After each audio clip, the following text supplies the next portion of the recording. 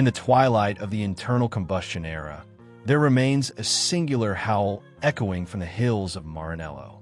It's not the hiss of turbos or the sterile hum of electricity. It's a 6.5-liter, naturally aspirated V12. No filters, no gimmicks, just air, fire, fury, and the Ferrari 812 Superfast. This isn't just a car.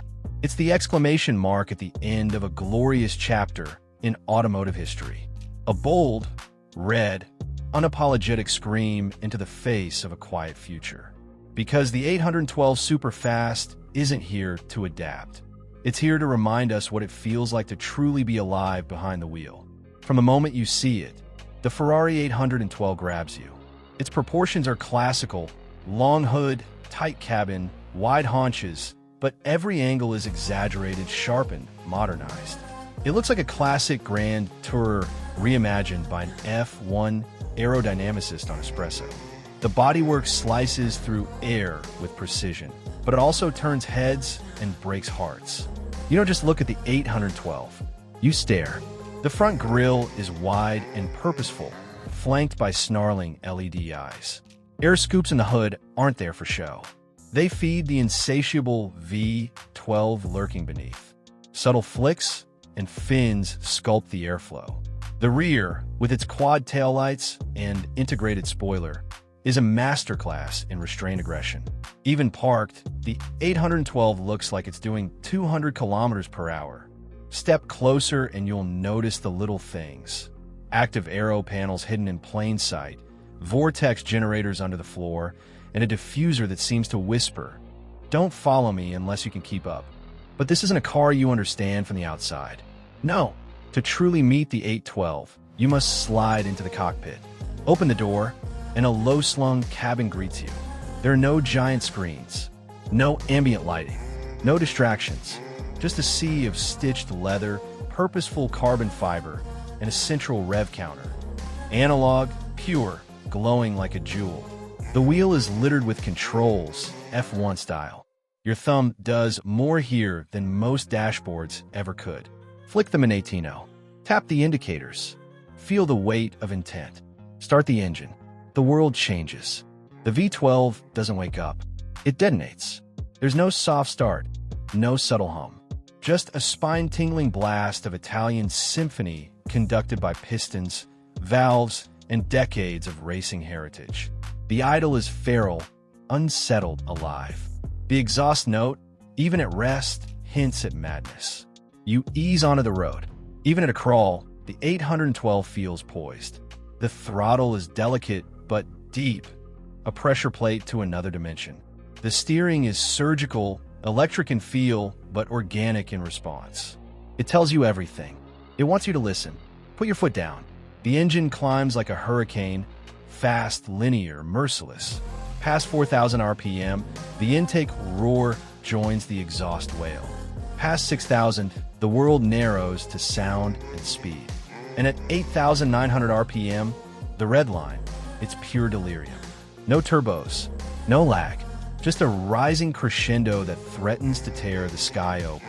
It's not just speed, it's violence, wrapped in carbon fiber and stitched in leather. 0 to 100 kilometers per hour in 2.9 seconds. But numbers lie, because what you feel is bigger than any spec sheet. You feel history. You feel Enzo watching. You feel a V12 free of forced induction, screaming for the last time. But this car isn't just about straight lines. Ferrari gave the 812 four-wheel steering, a dance partner hidden in the rear axle. It rotates like a much smaller car, tucking into corners with a grace that defies its size. It's massive but never clumsy. It's heavy but never slow. You point it at an apex, and it obeys like a loyal blade. The brakes? Carbon ceramic and colossal. They erase speed like time travel. The pedal is firm, reassuring, perfect. Trail braking into corners feels telepathic. This isn't just engineering, it's black magic.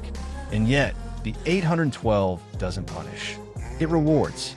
Adaptive dampers soak up rough roads. The seats cradle you without crushing. The gearbox, a 7-speed, dual-clutch masterpiece, reads your mind. In automatic mode, it's smoother than silk. In manual, it's lightning. Every upshift cracks. Every downshift sings. You could drive this car across a continent. And you should, because the 812 is a grand tourer in the classical sense, built to devour distance with speed, style, and soul. But make no mistake, this isn't a car for the masses. It's a car for believers, for romantics, for drivers who wake up early on Sundays and chase sunrise with an open road and an open heart. It's also a car that knows it's the last of its kind. The V12, unassisted by electricity, is a dying breed. Regulations are closing in. Silence is trending. But Ferrari said, not yet. Not with this one. The 812 is their love letter to combustion. One final sonata, a red-blooded reminder that emotion matters, that noise matters, that cars, at their best, aren't just transportation, they're art. It's why the 812 isn't just fast.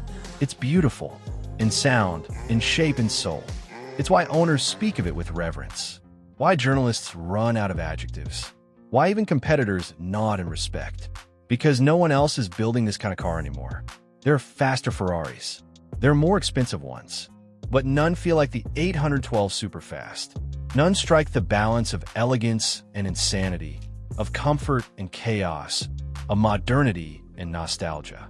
It's a paradox on wheels, and that's what makes it perfect. This isn't just about what the car is. It's about what it represents. Freedom, rebellion, craftsmanship, passion, a last stand for the naturally aspirated dream. So when you hear the howl, on a track, on a canyon road, or echoing between skyscrapers, remember what it means.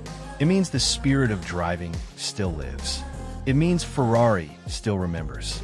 And it means you're in the presence of something rare, something real, something roaring. This is the Ferrari 812 Superfast, the last V12, the last roar, and it might just be the greatest.